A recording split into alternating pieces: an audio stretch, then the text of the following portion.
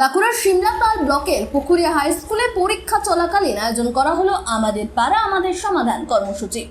দ্বিতীয় সামেটিভ পরীক্ষা চললেও স্কুলের একাংশে চলে শিবির, আর তাতেই ক্ষোভে ফেটে পড়েন স্থানীয়দের একাংশ।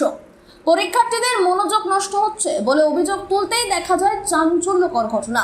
প্রতিবাদীকে প্রকাশ্যে তুলে নিয়ে যাওয়ার হুমকি দেন সিমলাপালের বিডিও মানস চক্রবর্তী।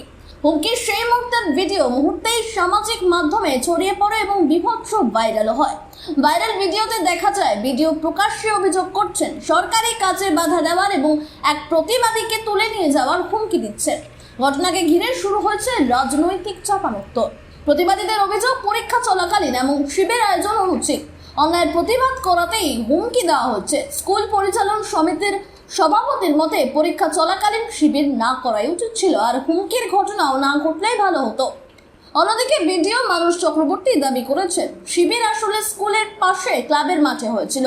কেবল দুটি শ্রেণীকক্ষ ব্যবহার করা হয় স্থানীয় বাসিন্দাদের সঙ্গে আলোচনার জন্য, যা পরীক্ষার্থীদের কোনো অসুবিধাই তৈরি করেনি।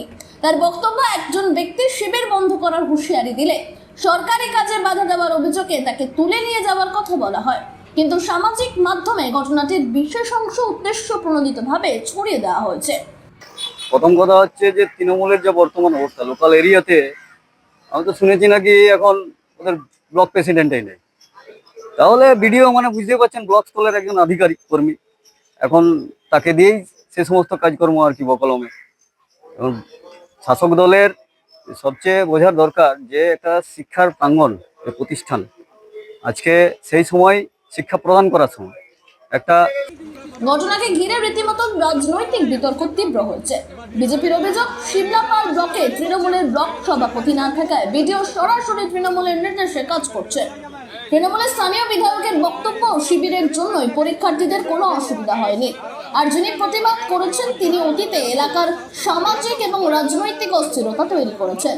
সরকারি কাজে বাধা দিতেই তাকে সতর্ক করা হয়েছে। এই ভিডিও ভাইরাল হতেই প্রশাসনিক সিদ্ধান্ত থেকে রাজনৈতিক উদ্দেশ্য সবকিছু নিয়ে রীতিমতো এখন উত্তাল Bankura. Bureau report, sky news Bangla.